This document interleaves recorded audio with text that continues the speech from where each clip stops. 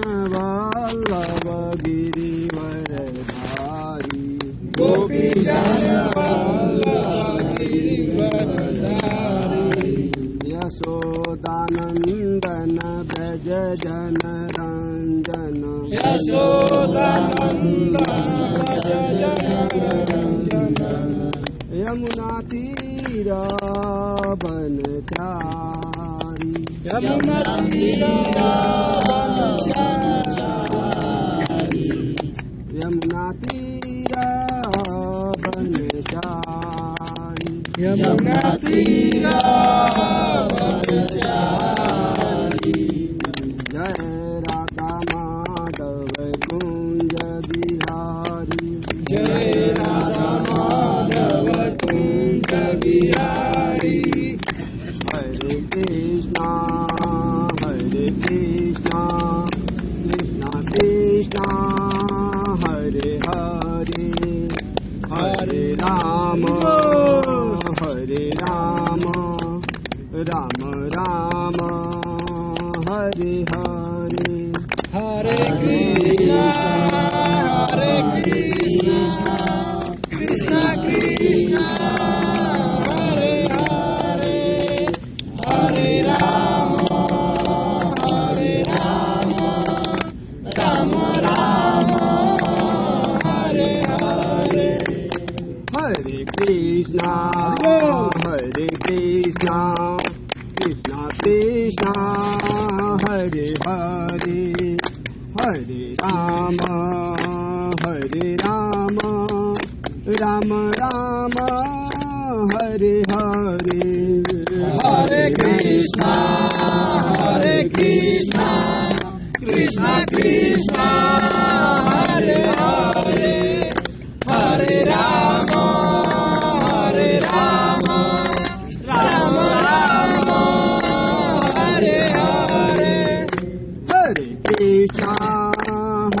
कृष्णा कृष्णा कृष्णा हरे हरे हरे राम राम राम हरे हरे हरे कृष्णा कृष्णा कृष्णा हरे हरे हरे राम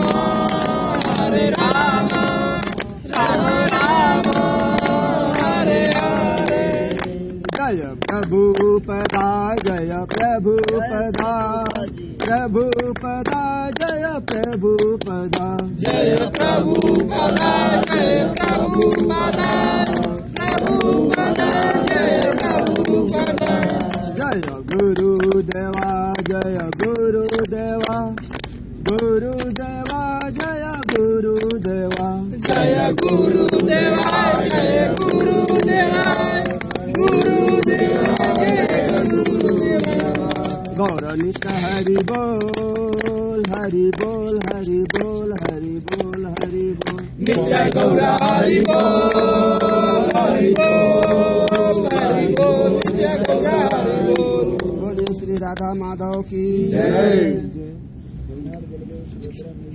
जय जय जय जय हरि बोल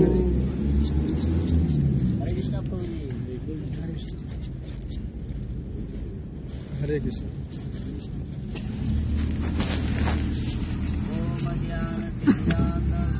ओम ज्ञानतिमिरान्धस्य ज्ञानञ्जनशलाकया चक्षुरुन्मीलितं येन तस्मै श्रीगुरुवे नमः श्रीचैतन्यमनोभीष्टं स्थापितं येन भूतले स्वरूपं कदा मह्यं ददाति स्वपदान्तिकं वंशाकल्पतरुभ्यश्च कृपासिन्धुभ्यैव च पतितानां पावनेभ्यो वैष्णवेभ्यो नमो नमः जय श्री कृष्ण चैतन्य प्रभु नित्यानंद नित्यानंद प्रभु नित्यानंद श्री अद्वैत गदाधर श्री अद्वैत गदाधर श्रीवासादि गौर भक्त वृंद श्रीवासादि गौर भक्त वृंद हरे कृष्णा कृष्णा कृष्णा हरे हरे हरे राम राम राम हरे हरे। ओम नमो भगवते वासुदेवाय ओम नमो भगवते वासुदेवाय ओम नमो भगवते वासुदेवाय ओम नमो भगवते वासुदेवाय ओम नमो भगवते वासुदेवाय ओम नमो भगवते वासुदेवाय। हरे प्रभु जी लाए हैं इसमें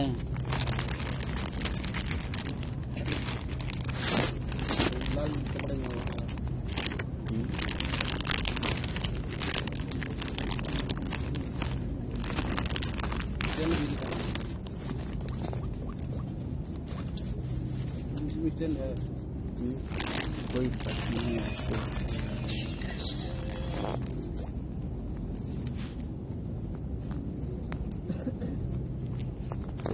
थोड़ा सा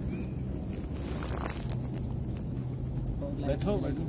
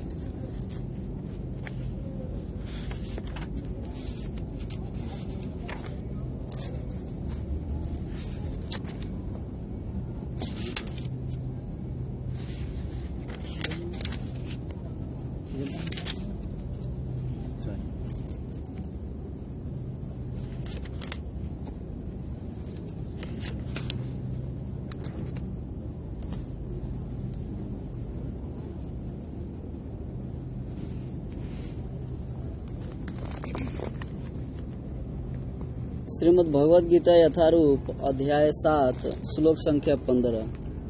आप लोग भी दोहराइएगा प्रभु जी, ठीक है। न माम दुष्कृतिनो मूढ़ा न माम दुष्कृतिनो मूढ़ा प्रपदन्ते नराधमा मायया पहत ज्ञाना आसुरम भावम आश्रिता न नहीं माम मेरी दुष्कृतन दुष्ट मूढ़ा मूर्ख प्रपदन्ते शरण ग्रहण करते हैं नर अधमा मनुष्यों में अधम माया के द्वारा पहत चुराए गए ज्ञान वाले आसुरम आसुरी भावम प्रकृति या स्वभाव को आश्रिता स्वीकार किए हुए। अब अनुवाद भी है, वो भी आप सबको दोहराना है और ये ध्यान रखना है कि जिस प्रकार हम सब भगवद गीता पढ़ रहे हैं वैसे ही पढ़ना होता है, उसी प्रकार से हम सबको पढ़ना चाहिए। जो निपट मूर्ख है, जो मनुष्यों में अधम है, जिनका ज्ञान माया द्वारा हर लिया गया है, तथा जो असुरों की नास्तिक प्रकृति को धारण करने वाले हैं, ऐसे दुष्ट मेरी शरण ग्रहण नहीं करते। तात्पर्य जय श्रील प्रभुपाद जी। भगवद गीता में यह कहा गया है कि श्री भगवान के चरण कमलों की शरण ग्रहण करने से मनुष्य प्रकृति के कठोर नियमों को लांघ सकता है। यहाँ पर यह प्रश्न उठता है कि तो फिर विद्वान, दार्शनिक, वैज्ञानिक, व्यापारिक, शासक तथा जनता के नेता सर्वशक्तिमान भगवान श्री कृष्ण के चरण कमलों की शरण क्यों नहीं ग्रहण करते? बड़े बड़े जननेता विभिन्न विधियों से विभिन्न योजनाएं बनाकर अत्यंत धैर्य पूर्वक जन्म जन्मांतर तक प्रकृति के नियमों से मुक्ति की खोज करते हैं, किंतु यदि वही मुक्ति भगवान के चरण कमलों की शरण ग्रहण करने मात्र से संभव हो तो ये बुद्धिमान तथा श्रमशील मनुष्य इस सरल विधि को क्यों नहीं अपनाते? ये भगवत गीता का 7वां अध्याय है और श्लोक संख्या 15 है। इसमें भगवान बताते हैं अर्जुन से कि जो निपट मूर्ख हैं और जो मनुष्यों में क्या है, अधम है। जो निपट मूर्ख हैं, मनुष्यों में अधम है, नीच हैं, और जिनका ज्ञान माया द्वारा हर लिया गया है, जिनका ज्ञान माया द्वारा हर लिया गया है, और जो आसुरी प्रवृत्ति को प्राप्त होते हैं, और जो नास्तिक हैं, कह रहे हैं ऐसा व्यक्ति मेरी शरण ग्रहण नहीं करते, वो मेरी शरण में नहीं आते, हमसे क्या रहते हैं, दूर रहते हैं। तो भगवान का शरण जो भी नहीं ग्रहण करता है उसको क्या बता रहे हैं भगवान, वो मूर्ख है और मनुष्यों में क्या है, अधम है, नीच है, और उसका ज्ञान माया द्वारा हर लिया गया है, और वो असुर प्रवृत्ति का है और नास्तिक है। और क्या है, नास्तिक है। तो इसलिए यह भगवत गीता में कहा गया है कि भगवान के चरण कमलों का शरण ग्रहण करना और प्रकृति के कठोर जो नियम है इसको व्यक्ति लांघ सकता है। कैसे? भगवान के शरणागति होकर के। नहीं तो यहाँ का नियम कितना कठोर है, आदमी चाहते हुए भी इतना मजबूर है कि कर्मों को करना ही पड़ता है हर संभव हर तरह से, और दुख भोगना ही पड़ता है। व्यक्ति चाहता नहीं है कि हमको बीमारी है या दुख तकलीफ हो, लेकिन क्या होता है, आते ही रहता है। तो कह रहे हैं कि इससे छुटकारा पाना है तो भगवान श्री कृष्ण का चरण कमल में आश्रय ले लेना चाहिए। और जबकि यह श्रील प्रभुपाद जी उदाहरण में ऐसा बता रहे हैं कि यह भी प्रश्न उठाया जा सकता है कि जो विद्वान हैं, दार्शनिक हैं, या वैज्ञानिक हैं, व्यापारी हैं, या शासक जो नेता हैं, तो ये सर्वशक्तिमान जो भगवान श्री कृष्ण का शरण ग्रहण करते नहीं हैं। क्यों नहीं करते? जब देखने में लगता है कि अरे वो तो बहुत पढ़ा लिखा है, वो तो वैज्ञानिक है, वो तो डॉक्टर है, लेकिन तो उसको भगवान मूर्ख क्यों बता रहे हैं? उसको भगवान मूर्ख, तो भगवान के शरण में जो नहीं है वो क्या है, मूर्खी है। देखने में लगता है, यहाँ की दृष्टि में देखने में लगता है कि वह जीएम है, पीएम है, या देश का नेता है, या वैज्ञानिक है, या डॉक्टर है, या इंजीनियर है, लेकिन वास्तव में वो मूर्ख है। भगवान के अनुसार क्या है, वो मूर्ख है। अगर कोई कुछ भी नहीं जानता है, पढ़ा लिखा कुछ नहीं है, लेकिन अगर वो भगवान की शरण में है तो उसको भगवान क्या कहते हैं, बुद्धिमान, वो सबसे बुद्धि वाला है। तो इसलिए भगवान का सेवा करने के लिए कोई योग्यता का जरूरत नहीं है। भगवान क्या है, प्रेम के भूखे हैं, उनको हम सबको प्रेम से भजना चाहिए। तो इस प्रकार से बता रहे हैं। और जो भी नेता हैं ये सब हर वर्ष में अलग अलग योजना बनाते हैं कि ये योजना से जब ये स्कूलों में ऐसे लैपटॉप मिल रहा है या साइकिल मिल रहा है, या आप देखिए आंगनवाड़ी आ गया, उसमें खाना और बहुत तरह तरह का सब बच्चों के लिए सब मिल रहा है। तो ये योजना बनाते रहते हैं ये दुखों से छुटकारा पाने के लिए, लेकिन वास्तव में दुख मिटता है? नहीं मिटता। वास्तव में दुख मिटता नहीं है। लेकिन यही अगर मुक्ति पाने के लिए, दुख से मुक्ति पाने के लिए अगर भगवान के शरण में चला जाए व्यक्ति, तो उसका कल्याण हो जाता है। लेकिन हर साल योजना बनता है और योजना क्या होता है, फेल हो जाता है, कोई काम में नहीं आता है। तो इसीलिए एक ही चीज ध्यान देना होगा कि हम सबको भगवान के शरणागति होकर के और अपने कर्मों को और विचारों को लेके चलना पड़ेगा, तभी जाके हमारा क्या है, हम सबका कल्याण है।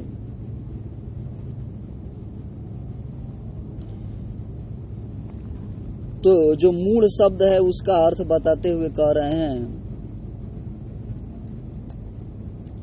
कि वे जो कठिन श्रम करने वाले भारवाही पशुओं की भांति निपट मूर्ख होते हैं, वे अपने श्रम का लाभ स्वयं उठाना चाहते हैं, अतः वे भगवान को उसे अर्पित करना नहीं चाहते। भारवाही पशु का उपयुक्त उदाहरण गधा है। कह रहे हैं कि जो मूढ़ है, मूढ़ का अर्थ बता रहे हैं कि जो गधा, तो कह रहे हैं कि कठिन परिश्रम करते हैं पशु जैसा, और जो भी कर्म करते हैं तो इस प्रकार से वो मूर्ख हैं कि उसका पूरा का पूरा लाभ अपना ही उठाना चाहते हैं कि मैं पैसा कमाता हूँ तो मैं अच्छा पहनूंगा, खाऊंगा और हर तरह से ऐश आराम करूंगा, लेकिन वो भगवान को अर्पित नहीं करना चाहते हैं। क्या वो भगवान को नहीं अर्पण करना चाहते हैं कि ठीक है हम इतना कमाए हैं तो उसमें से थोड़ा भगवान के लिए कुछ उनके लिए भोग चढ़ाया जाए या कुछ दान दिया जाए, या जो भी हम पहनते ओढ़ते हैं, बताया जाता है कि जो भी हम अपने जीवन में इस्तेमाल करते हैं, जैसे नया कपड़ा खरीद के लाए तो भगवान के सामने रख दिए कि भगवान पहले आप पहनिए उसके बाद से हम पहनेंगे। तो भक्तों का जीवन यही है, जो भी वो अपने लिए करते हैं वो पहले उनका यही ध्यान होता है कि पहले भगवान को अर्पण किया जाए। खाने पीने की बहुत तरह तरह की चीज है, लाना है, लेकिन थोड़ा सा समय दे के 2-4-5 मिनट भगवान को अर्पण करके और फिर से खाना है। तो इस प्रकार से क्या हो जाता है, हम जो भी उपभोग कर रहे हैं पहले भगवान को, उसके बाद तो प्रसाद के रूप में लेते हैं, तो क्या होता है वो हम सबके लिए कल्याणमय होता है। लेकिन कह रहे हैं कि यह गधे जैसे मेहनत करते हैं, लेकिन वो परिश्रम से जो कुछ भी मिलता है वो केवल अपने को ही भोगना चाहते हैं, वो भगवान को अर्पण नहीं करना चाहते हैं।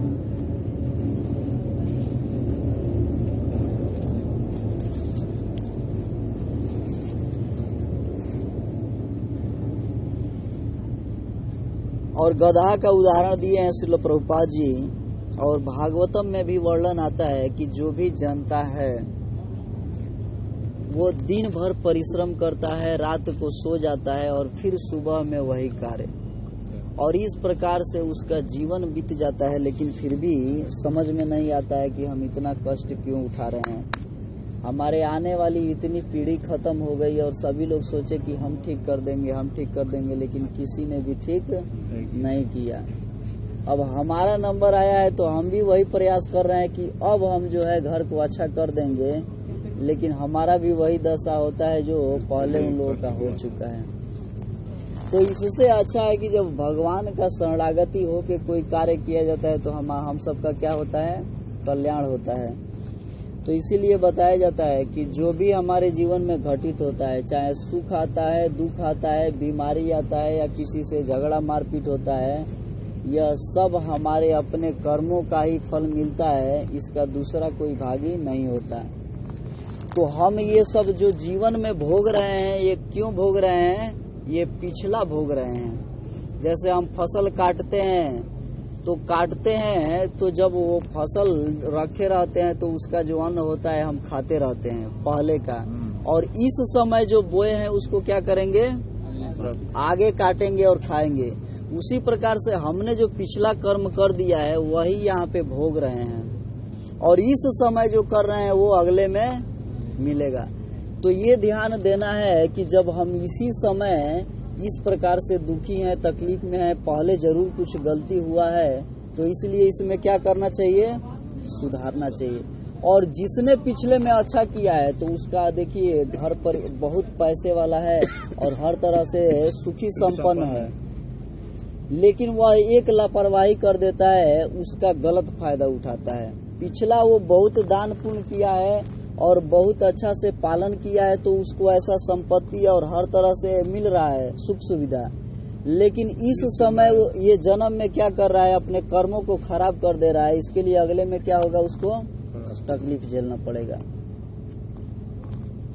तो ये पद्म पुराण में भी कथा आता है। तो एक जो हम सब सुन चुके हैं, जो सुशर्मा थे उनकी पत्नी जी जो सुमना थी उनको बता रही थी, तो वशिष्ठ जी के पास भेजती हैं कि जाइए आप, उनसे आपको पुत्र मिलेगा। तो वशिष्ठ जी उनके पूर्व जन्मों का कथा बताते हुए कह रहे हैं कि आप पिछले जन्म में क्या थे, शूद्र थे, और आप बहुत धन कमाते थे लेकिन किसी को देते नहीं थे, घर परिवार में भी नहीं देते थे, इस प्रकार से। और आप बहुत परिश्रम करके एक एक पैसा इकट्ठा किया, और मरने का जब समय हुआ तो घर वाला भी पूछा तो आप बताए ही नहीं, वो ऐसे ही जमीन के अंदर ही छोड़ के मर गए।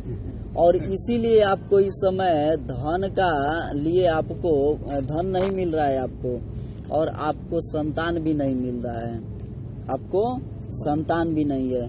तो इसके लिए, और तब ये पूछते हैं कि आखिर हमारा फिर ब्राह्मण कुल में क्यों जन्म हो गया।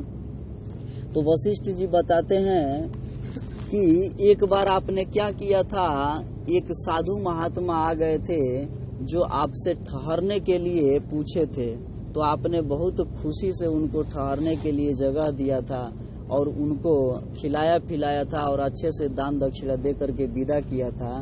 तो उनके आशीर्वाद से ये आपको ब्राह्मण कुल में जन्म हुआ है। तो जो भी हम सब भक्ति साधन करते हैं या जो भी सत्संग में बैठते हैं, ये हम सब का विफल नहीं जाता है, ये अक्षय हो जाता है। तो वो कह रहे हैं कि इतना खराब दशा है लेकिन हम ब्राह्मण कुल में इतना उत्तम परिवार में कैसे आ गए। तो कहे कि एक ही आप वही पुण्य कार्य किए थे जो साधु महात्मा का सेवा शुश्रूषा कर दिए थे, इस प्रकार से।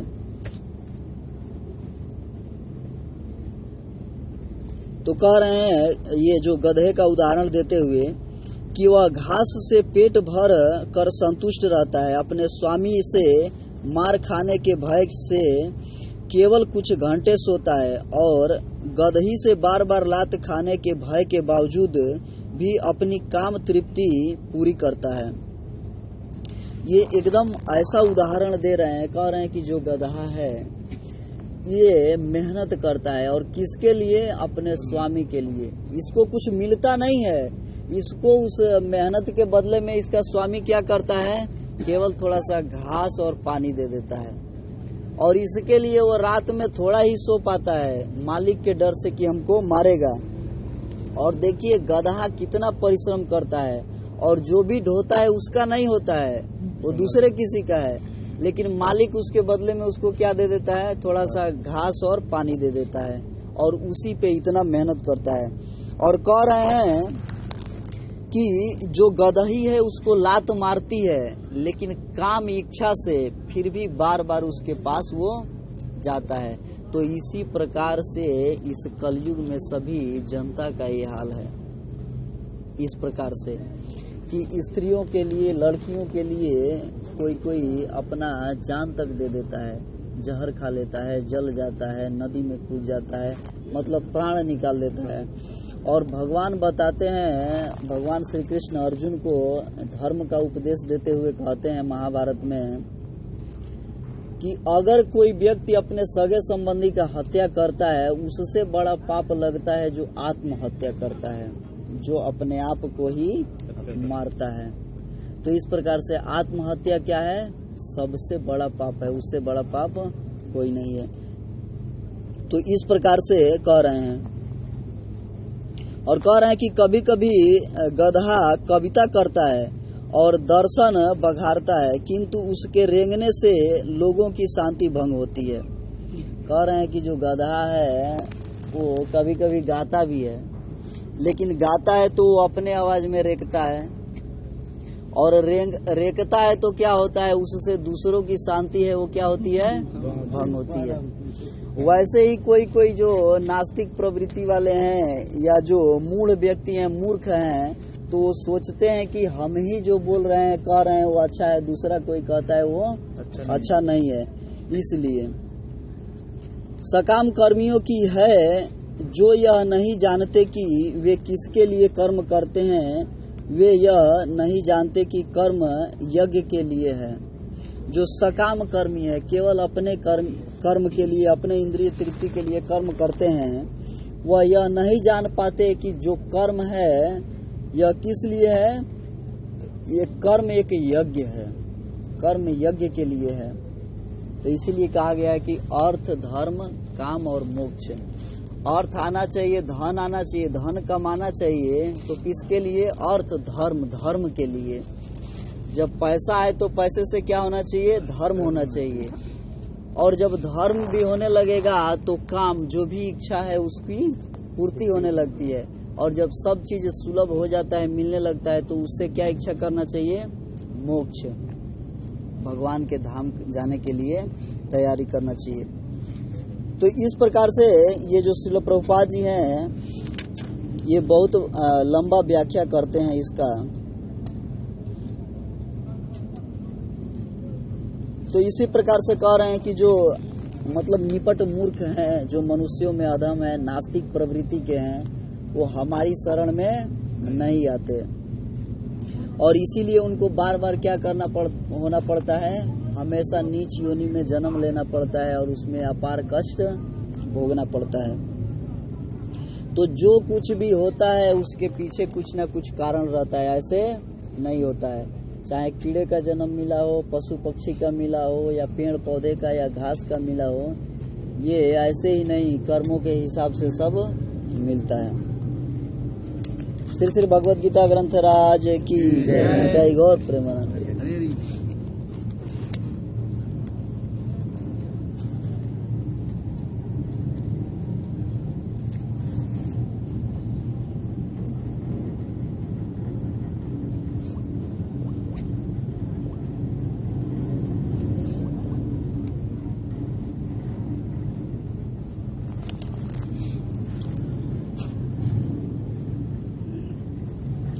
तो हम सब श्रीमद् भागवत से सुन रहे हैं। स्कंद 3 और अध्याय 10 चल रहा है और इसमें मैत्री जी विदुर जी से सृष्टि विषयक वर्णन कर रहे हैं। विदुर जी ने कहा, ब्राह्मण, आपने अद्भुत कर्ता विश्व रूप श्री हरि की जिस काल नामक शक्ति की बात कही थी, प्रभु उसका कृपया विस्तार पूर्वक वर्णन कीजिए। अब विदुर जी प्रश्न कर रहे हैं मैत्री जी से, कह रहे हैं कि जो अद्भुत कर्ता विश्व रूप भगवान श्री हरि हैं और जिस काल शक्ति का आप वर्णन किए थे, वह क्या कीजिए, हमको विस्तार पूर्वक बताइए। उनका जो काल शक्ति क्या है, ये विस्तार पूर्वक हमको बताइए। मैत्री जी ने कहा, विषयों का रूपांतर बदलना ही काल का आकार है। अब मैत्री जी विदुर जी के प्रश्नों का उत्तर देते हुए कह रहे हैं कि जो विषयों का बदलना है वही क्या है? काल है। जो विषयों का बदलना है वही काल का आकार है। स्वयं तो वह निर्विशेष, अनादि और अनंत हैं। उसी को निमित्त बनाकर भगवान खेल खेल में अपने आप को ही सृष्टि के रूप में प्रकट कर देते हैं। कह रहे हैं कि उसी को निमित्त बना करके भगवान स्वयं क्या है? निर्विशेष हैं और अनादि हैं, अनंत हैं, उनका कोई पार नहीं पा सकता। और वही क्या करते हैं? खेल खेल में ही भगवान क्या कर देते हैं? सृष्टि कर देते हैं। अपने ही रूपों का क्या करते हैं? सृष्टि करते हैं। पहले यह सारा विश्व भगवान की माया से लीन होकर ब्रह्म रूप से स्थिर था। उसी को अव्यक्त मूर्ति काल के द्वारा भगवान ने पुनः पृथक रूप से प्रकट किया। कह रहे हैं मैत्री जी कि पहले ये पूरा जो विश्व है, यह भगवान का माया से क्या हुआ था? भगवान की माया से लीन होकर के और ब्रह्म रूप से स्थित था। यह ब्रह्म रूप से स्थित था। तो उसी में जो अव्यक्त मूर्ति है काल, इसको प्रेरित करके और पुनः से क्या किए? इसको अलग किए, इसको प्रकट किए। यह जगत जैसा अब है वैसा ही पहले था और भविष्य में भी वैसा ही रहेगा। क्या कह रहे हैं मैत्री जी कि अब जैसा जगत है पहले भी ऐसा ही था और आगे भी ऐसा ही रहेगा। इसकी सृष्टि 9 प्रकार की होती है तथा प्रकृति वैकृत भेद से एक 10वीं सृष्टि और भी है। कह रहे हैं कि जो ये सृष्टि है ये 9 प्रकार की है। और इसके भेद से एक 10वीं सृष्टि है। ये सबका अलग अलग नाम है। और इसका प्रलय काल द्रव्य तथा गुणों के द्वारा 3 प्रकार से होता है। और इसका जो प्रलय काल है, जब ये समाप्त होता है, तो कह रहे हैं कि यह द्रव्य तथा गुणों के प्रकार से ये 3 प्रकार से होता है। अब पहले मैं 10 प्रकार की सृष्टि का वर्णन करता हूँ। पहली सृष्टि महतत्व की है। मैत्री जी कह रहे हैं कि अब 10 प्रकार की सृष्टि का वर्णन करता हूँ। जो पहली सृष्टि है ये महतत्व की है। भगवान की प्रेरणा से सत्व आदि गुणों में विषमता होना ही इसका स्वरूप है। कह रहे हैं कि भगवान के ही इच्छा से, भगवान की ही प्रेरणा से सत्व गुण में जब विषमता होती है तो इसका रूप आता है। दूसरी सृष्टि अहंकार की है, जिससे पृथ्वी आदि पंचभूत एवं ज्ञानेंद्रिय और कर्मेंद्रिय की उत्पत्ति होती है। और जो दूसरा सृष्टि है क्या है, ये अहंकार की है। ये इसमें क्षोभ होता है तो इससे पंचभूत और ज्ञानेंद्रिय कर्म इंद्रिय का उत्पत्ति होता है। तीसरी सृष्टि भूत सर्ग है, जिसमें पंच महाभूतों को उत्पन्न करने वाला तन्मात्रा वर्ग रहता है। चौथी सृष्टि इंद्रियों की है। यह ज्ञान और क्रिया शक्ति से संपन्न होती है। कह रहे हैं जो तीसरी सृष्टि है ये इसको भूत सर्ग कहते हैं, जो पंचभूतों से उत्पन्न हुए तन्मात्रा वर्ग है। और चौथी सृष्टि कह रहे हैं कि ज्ञान इंद्रिय और क्रिया शक्ति है, इससे संपन्न होती है। और पांचवी सृष्टि सात्विक अहंकार से उत्पन्न एवं इंद्रिया अधिष्ठाता देवताओं की है। मन भी इसी सृष्टि के अंतर्गत है। और कह रहे हैं कि जो पांचवी सृष्टि है यह सात्विक अहंकार का जो भी इंद्रिय के देवता, आँख का जो देखने की शक्ति है उसके अलग देवता है, सूंघने की जो शक्ति है उसके अलग देवता, ऐसे ऐसे जो भी हम सबके शरीर में जो 11 इंद्रिय है उसके लिए अधिक अलग अलग अधिष्ठात्री देवता हैं। तो कह रहे हैं और उसी में मन भी आता है। छठी सृष्टि अविद्या की है। इसमें तामिस, अंध्र, तामरिस, तम, मोह और महामोह ये 5 गांठें हैं। कह रहे हैं कि जो छठी सृष्टि है यह अविद्या है। यह क्या है, अविद्या है। इसमें क्या कह रहे हैं, तामरिस और अंध तामरिस, तम और मोह और महामोह, यह 5 गांठ है। और जो इस सृष्टि के अंतर्गत आता है, इसमें जो उत्पन्न होता है उसको कभी भी ज्ञान नहीं हो पाता है। यह जीवों की बुद्धि का आवरण और विक्षेप करने वाली है। यह 6 प्रकृति सृष्टियां हैं। अब वैकृत सृष्टियों का भी वर्णन सुनो। कह रहे हैं कि यह जीवों की बुद्धि का आवरण है, ये जो भी बता रहे हैं। और कह रहे हैं कि छठी जो सृष्टि है उसका भी वर्णन सुनो, विदुर जी से कहते हैं। जो भगवान अपना चिंतन करने वालों के समस्त दुखों को हर लेते हैं, यह सारी लीला उन्हीं श्री हरि की है। हरे कृष्णा कृष्णा कृष्णा हरे हरे, हरे राम राम राम हरे हरे। श्री मैत्री जी कह रहे हैं कि जो भगवान, और कह रहे हैं कि अपने चिंतन करने वाले, जो भी भगवान का चिंतन करने वाले हैं उनके समस्त दुखों को भगवान क्या करते हैं, हर लेते हैं। और कह रहे हैं कि उन्हीं का यह सारा लीला है। जो भी सृष्टि है हम सबके आंखों के सामने दिख रहा है, यह सब भगवान का ही लीला है। वे ही ब्रह्मा के रूप में रजोगुण को स्वीकार करके जगत की रचना करते हैं।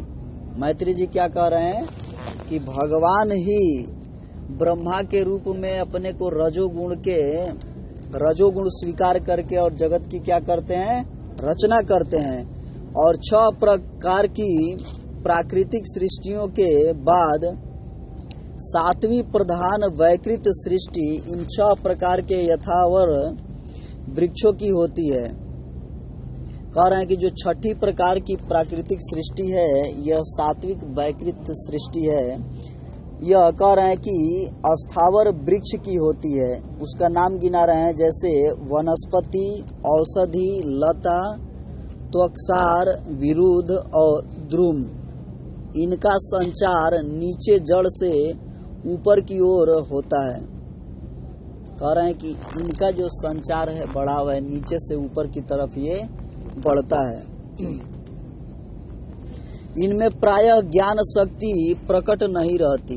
कह रहे हैं कि इनमें ज्ञान शक्ति प्रकट नहीं रहती। जो पेड़ पौधे हैं इसमें जीव है, लेकिन ज्ञान शक्ति नहीं है। ये भीतर ही भीतर केवल स्पर्श का अनुभव करते हैं तथा इनमें से प्रत्येक में कोई विशेष गुण रहता है। यह भीतर ही भीतर स्पर्श का अनुभव करते हैं। जैसे हम सब एक फूल में देखते हैं कि छुई मुई का एक पौधा होता है, तो ये सब सामने देखने पे कुछ ऐसा लगता है, तो कह रहे हैं कि वही ये भीतर से स्पर्श का अनुभव करते हैं और प्रत्येक में कोई विशेष गुण होता है। जो भी पेड़ पौधे हैं उनमें सब में विशेष एक गुण होता है। आठवीं सृष्टि तिर्यक योनियों पशु पक्षियों की है। जो आठवीं सृष्टि है क्या है, इसको तिर्यक योनि बोलते हैं, जो पशुओं और पक्षियों की है। वह 28 प्रकार की मानी जाती है और कह रहे हैं कि यह 28 प्रकार की मानी गई है। इसमें भी इन्हें काल का ज्ञान नहीं होता। तमोगुण की अधिकता के कारण ये केवल खाना पीना, मैथुन करना, सोना आदि ही जानते हैं। इन्हें सूंघने मात्र से वस्तुओं का ज्ञान हो जाता है। कह रहे हैं कि जो तिर्यक योनि है, जो पशु पक्षियों की योनि है, तो कह रहे हैं कि इसमें 28 प्रकार की मानी गई है और इसमें काल का ज्ञान नहीं होता। समय का इनके अंदर ज्ञान नहीं होता। इनके अंदर तो ज्यादातर तमोगुण होता है और इसके कारण क्या होता है, यह ज्यादा से ज्यादा क्या करते हैं, खाने पीने में और स्त्री संग करने में और सोने में, इसी में इनका समय क्या है, चला जाता है। तो मनुष्य को छोड़ के और जितनी भी योनियां हैं, जितने भी जीव हैं, वो किया हुआ कर्म अपना यहाँ भोगते हैं। कुछ नया यहाँ कर्म नहीं बनता, लेकिन मनुष्य जीव का क्या है, यहाँ नया कर्म तैयार होता है। इसलिए मनुष्य को हमेशा ध्यान देना चाहिए। और कह रहे हैं इनमें ज्ञान कैसे होता है, तो सूंघने मात्र से वस्तुओं का ज्ञान हो जाता है। जो भी पशु पक्षी हैं सूंघ करके वस्तुओं का ज्ञान प्राप्त कर लेते हैं। इनके हृदय में विचार शक्ति या दूरदर्शिता नहीं होती। कह रहे हैं कि इनके हृदय में विचार शक्ति नहीं होती और दूरदर्शिता नहीं होती, अच्छा सोच विचार नहीं होता। साधु श्रेष्ठ इन तिर्यकों में गौ, बकरा, भैंसा, काला मृग, सुअर, नीलगाय, रूरू नाम का मृग, भेड़ और ऊंट, ये द्विसप 2 खुरों वाले पशु कहलाते हैं। और कह रहे हैं कि मैत्री जी विदुर जी से कि इन तिर्यकों में जो गौ है और जो बकरा है, भैंस है या काला मृग है या सुअर है या नीलगाय है या रूरू नाम का मृग है, भेड़ है, ऊंट है, ये 2 खुर वाले हैं। इनमें एक पैर में देखेंगे कि 2 खुर रहता है, 2 अलग अलग फटा रहता है। तो देखिए श्रीमद् भागवतम में स्पष्ट जीव जंतुओं से लेके हर चीज का वर्णन इसमें कर दिया गया है।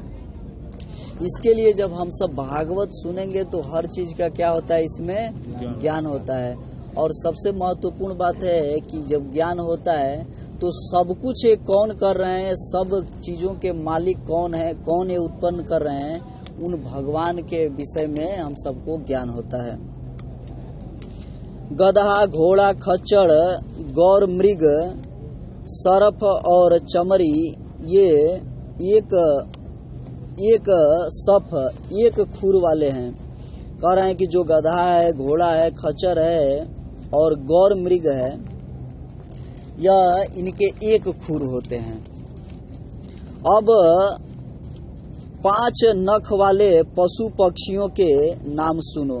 और मैत्री जी विदुर जी से कह रहे हैं कि अब 5 नखों वाले जो पशु पक्षी हैं उनका नाम सुनो। तो कह रहे हैं कि कुत्ता, गिदड़, भेड़िया, बाघ, बिलाव, खरगोश, शाही, सिंह, बंदर, हाथी, कछुआ, गोहा और मगर आदि पशु हैं। इनके क्या होते हैं? ये 5-5 नख होते हैं। इनके 5-5 नख होते हैं। कंक जो बगुला है, गिद्ध, बटेर, बाज, भास, भलूक, मोर, हंस, सारस, चकवा, कौवा और उल्लू आदि उड़ने वाले जीव पक्षी कहलाते हैं। और जो भी ये नाम गिना रहे हैं कह रहे हैं कि ये उड़ने वाले पक्षी कहलाते हैं। विदुर जी 9वीं सृष्टि मनुष्यों की है और 9वां सृष्टि क्या बता रहे हैं कि मनुष्य की है। यह एक ही प्रकार की है और यह सृष्टि क्या है? एक ही प्रकार की है। इसके आहार का प्रवाह ऊपर मुंह से नीचे की ओर होता है। और देखिए मनुष्यों के भी विषय में बता रहे हैं कि ये आहार खाता है मुंह से और नीचे की तरफ उसका आहार आता है। इस प्रकार से मैत्री जी बता रहे हैं। मनुष्य रजोगुण प्रधान, कर्म परायण और दुख रूप विषयों में ही सुख मानने वाले होते हैं। और मनुष्यों की सृष्टि में बताते हुए मैत्री जी कह रहे हैं कि इन लोगों में रजोगुण प्रधान है, ज्यादा सुख पाने की इच्छा है, ज्यादा धन कमाने की इच्छा है, इस प्रकार से। और कह रहे हैं कि ये कर्म परायण है, केवल कर्म करते हैं। किस लिए? केवल अपना सुख के लिए। कहते हैं इस प्रकार से ये कर्म परायण है और दुख रूपी विषयों में ही क्या करते हैं? सुख मानने वाले हैं। जो विषय ये भोगते हैं उसमें वास्तव में मिलता है दुख, लेकिन यह उसी को क्या मानते हैं? सुख मानते हैं।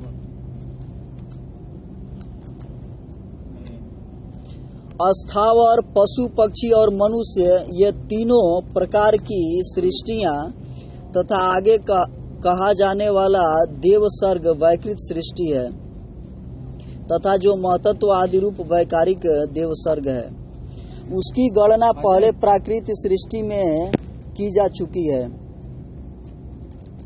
इसके अतिरिक्त सनत कुमार आदि ऋषियों का जो कौमार सर्ग है वह प्राकृतिक वैकृत दोनों प्रकार का है। देवता, पितर, असुर, गंधर्व, अप्सरा, यक्ष, राक्षस, सिद्ध, चारण, विद्याधर, भूत, प्रेत, पिशाच और किन्नर, किम पुरुष, अश्वमुख आदि भेद से देव सृष्टि 8 प्रकार की है। क्या कह रहे हैं? जो भी गिना रहे हैं, देवता हुए, पितर हुए, असुर हुए, गंधर्व, अप्सरा, यक्ष, राक्षस और भूत, प्रेत, पिशाच, यह कह रहे हैं कि यह 8 प्रकार से यह भेद सृष्टि है और ये देव सृष्टि है। विदुर जी इस प्रकार जगत कर्ता श्री ब्रह्मा जी की रची हुई यह 10 प्रकार की सृष्टि मैंने तुमसे कही। कह रहे हैं मैत्री जी विदुर जी से कि विदुर जी इस प्रकार से जो जगत कर्ता श्री ब्रह्मा जी हैं उनके द्वारा यह 10 प्रकार से सृष्टि की गई, उसका मैं वर्णन किया। अब आगे मैं वंश और मनवंतर आदि का वर्णन करूंगा। इस प्रकार सृष्टि करने वाले सत्य संकल्प भगवान हरि ही ब्रह्मा के रूप से प्रत्येक कल्प के आदि में रजोगुण से व्याप्त होकर स्वयं ही जगत के रूप में अपनी ही रचना करते हैं। और मैत्री जी कह रहे हैं कि अब मैं जो आगे वर्णन करूंगा, बताऊंगा, तो वंश परंपरा, किस किस वंश से कौन कौन सा परंपरा आया और मनवंतर क्या होता है, इसके विषय में बताएंगे। और इस प्रकार से जो सृष्टि और सत्य संकल्प करके जो भगवान हरि ब्रह्मा के ही रूप में जो आदि कल्पों में आते हैं और रजोगुण से व्याप्त हो करके और इस जगत के रूप में अपनी ही रचना करते हैं। क्या कह रहे हैं मैत्री जी कि भगवान जो हैं अपना ही रचना क्या करते हैं जगत के रूप में। तो वास्तव में जो कुछ भी है सब क्या है, भगवान ही हैं। तो इसलिए अब हम सब कल सुनेंगे 11वां अध्याय होगा, और अध्याय का नाम है मनवंतर आदि काल विभाग का वर्णन। मनवंतर क्या है और समय, जो भी समय हम सब घड़ी से चलते हैं, तो भागवत में कैसा समय बताया गया है, यह हम सब मैत्री जी से सुनेंगे इसमें। ठीक है प्रभु जी। श्री श्री भागवतम ग्रंथराज महाराज की जय, श्री चैतन्य महाप्रभु की जय, श्रील प्रभुपाद की जय, श्रील गुरुदेव की जय, समेत भक्तवृंद की जय, दाई गौर प्रेमानंद। तो प्रभु जी किसी का कुछ संशय है, कुछ पूछना चाहते हैं या बताना चाहते हैं?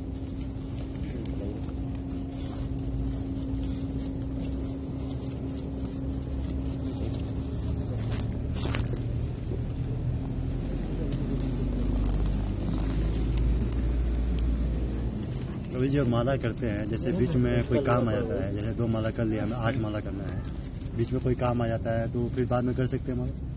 हाँ। हरे कृष्णा प्रभु जी। हाँ। आज मेडिकल हुआ हमारा। अच्छा।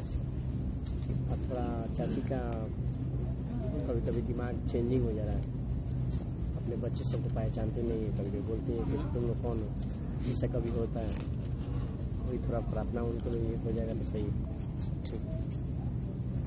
तो प्रभु जी किन्हीं का कुछ संशय है तो पूछ सकते हैं। प्रभु जी हरे कृष्ण, अभी आप बोले जो अगले कर्म का, जो जैसा कर्म करता है अमीर होता है गरीब होता है, ठीक है, अगला कर्म किया उसने अमीर हुआ, तो ये भी बोला जाता है वहाँ से अपना जो अगला कर्म भक्ति किया जाता है, फिर आगे आकर तो वहाँ से उसका भक्ति चालू होता है। तो प्रभु जो अमीर होता है उसको भक्ति आगे चालू होने से फिर नीचे क्यों गिरता चला जाता है, आप जब बता रहे हैं। पैसे ज्यादा धन के पीछे वो ऐसी हो जाता है। नहीं, वो भक्ति का ही फल से अमीर नहीं होता है, वो पुण्य कर्मों के फल से, वो बहुत बहुत पुण्य किया है तो उसको क्या है, उसको सब संपन्न परिवार मिलता है, और भगवान की कृपा से ये सब संपन्न परिवार मिलता है उसके कर्मों के ही अधिकार से। उसने जो किया वैसा अगले में उसको मिलता है, लेकिन यहाँ पर आ करके और ऐश आराम में पढ़ करके और उसकी बुद्धि क्या होती है, भ्रष्ट हो जाती है। तो इसी के लिए देखिए, जब भी किसी के पास धन आता है तो 4 चीजों में वो जाने लगता है। मांसाहार ज्यादा करने लगता है, जुआ खेलने लगता है, वेश्यावृत्ति करने लगता है, और एक और है, नहीं वो तो पहले बताया गया। तो मांसाहार करना और नशा करना और जुआ खेलना और गलत स्त्री संग करना, ये 4 चीज उसके अंदर आता जाता है जैसे धन। इसके लिए शास्त्रों में धन आना बताया गया है कि बहुत ही खतरनाक है, क्योंकि जब धन आता है तो लालसा बढ़ती है। जैसे जैसे धन आता जाता है लालच क्या होता है, बढ़ता जाता है, और फिर आदमी उसमें क्या होता जाता है, फंसता जाता है। तो इसके लिए देखिए, हम सब सोचेंगे कि हम इस अवस्था में हैं, हमको भगवान का नाम मिल रहा है, और जो धनी धनी बहुत पैसे वाले हैं वो लोग तो ऐसे ही हैं, उन लोगों को कुछ करने का जरूरत ही नहीं है। तो ये हम सब सोच सकते हैं, समझ सकते हैं कि भगवान जो हैं वो जो उनके जो भक्त हैं, अनुगत हैं, उनसे प्रेम करते हैं, उनके लिए वो वही देते हैं जो उनके लायक हो। तो इसलिए हम सबको यही मिला है जो हम लोगों के लायक है, और जो लायक नहीं है वो हम सबको नहीं मिला है। तो इसलिए जो भी संपन्न परिवार से है, भगवत गीता में बताया गया है कि अगर भक्ति से कोई नीचे गिर जाता है तो उसको अगला जीवन धनी परिवार में मिलता है, मौका मिलता है। लेकिन उसमें मौका तो मिला, मनुष्य जीवन मिला और सब कुछ सुविधा भी मिला, लेकिन उसने क्या किया, गलत उपयोग कर दिया। अगर वही जो व्यक्ति देखिए जो भक्ति में लग गए हैं तो संपन्न परिवार में हैं, लेकिन भक्ति को छोड़ते नहीं हैं। क्या है वो, भक्ति को छोड़ते नहीं हैं। इसके लिए कुंती माता भी प्रार्थना कर रही हैं कि आपका ही हमको शरण मिले। तो प्रभु जी ठीक है। तो इस प्रकार से जो भी हम सब करते हैं ना, तो जिस प्रकार हम सब कामना और इच्छा किए रहते हैं उसी प्रकार से हम सबको मिलता है। और जो भक्ति किया रहता है उसका वहीं से भी भक्ति शुरू होता है। जैसे हम सबको मान लीजिए जितना उम्र बीता है, अगर भक्ति यहाँ से मिला है तो अगला जीवन जो हम सबको मिलेगा वहीं से भक्ति फिर से क्या हो जाएगा, शुरू हो जाएगा, नया जीवन। हाँ, उसी में। और इसीलिए कलयुग जो है यह 10,000 वर्ष तक स्वर्ण युग बताया गया है। चैतन्य महाप्रभु कहे हैं कि 10,000 साल तक स्वर्ण युग है, सोने का युग है। इसमें व्यक्ति भजन भक्ति करके भगवान का प्राप्ति कर सकता है। लेकिन 10,000 साल के बाद ऐसा समय आएगा कि कोई भगवान का नाम नहीं लेगा, पूरा संसार क्या हो जाएगा। ऐसा मैं देखा था अग्नि पुराण या ये मार्कंडे पुराण में स्पष्ट रूप से बताया गया है कि एक दिन कलयुग के अंत में ऐसा होगा कि सारा मलेच्छों का राज्य हो जाएगा। मलेच्छों का पूरा विश्व मलेच्छों से भर जाएगा। मलेच्छों का मतलब होता है मुसलमान। पूरा विश्व भर जाएगा और आपस में मार काट ये सब शुरू होगा। तो इस प्रकार से ऐसी स्थिति आने वाली है। तो वैसे तो 5,500 साल बीत गया है और बचा है 4,500 साल। अब इसमें जो भी भजन भक्ति करके अपने जीवन को सुधार लिए वो तो सही है, नहीं तो देखिए हम सबका जीवन ही जो भी देखेंगे अभी सब अवस्था जो नई पीढ़ी आ रही है कितना खतरनाक है। तो इसका मतलब है कि और अपार दुख उठाना पड़ेगा जो पीढ़ी आ रही है। तो इसलिए हम सबको सतर्क रह करके और धर्म का पालन करना जरूरी है। ठीक है प्रभु जी। हरे कृष्णा। प्रभु जी ऊपर वाला कुछ नहीं करेंगे, हैं? ऊपर वाला कुछ नहीं करेंगे। किस लिए?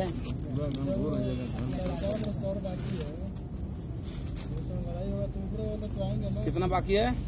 450 वर्ष। नहीं 4,000 पर 4,032 है। नहीं, 4,500 साल अभी मतलब भजन भक्ति हो सकता है। 4,32 है। आएंगे लास्ट में आएंगे ना। और अवतार वही है ना पूरा। अरे कलयुग महाराज का जो तो ठीक है प्रभु जी। और ये सब वर्णन मिलेगा इसमें। मैत्री जी सब बताएंगे कि कौन युग कितना समय का होता है, उसमें किसका किसका क्या दशा होता है, सब भागवत में मिलेगा। कुछ भी हम सब का कुछ प्रश्न रह ही नहीं जाएगा जो इसमें नहीं हो। ठीक है प्रभु जी। तो प्रभु जी किसी का कुछ प्रार्थना है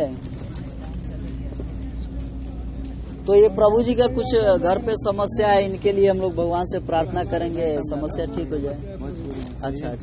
और वो प्रभु जी का भी घर पे कुछ समस्या चल रहा है तो हम लोग भगवान से प्रार्थना करेंगे ठीक हो जाए। और प्रभु जी किसी का कुछ? प्रभु जी टेंशन बहुत ज्यादा है। समझा दीजिए थोड़ा कैसे स्थापित होगा, कब सतयुग आएगा, ऐसा क्या चीज का? जप ज्यादा करना है ध्यान से। ठीक है। दूसरा चीज बात है। हरे कृष्णा।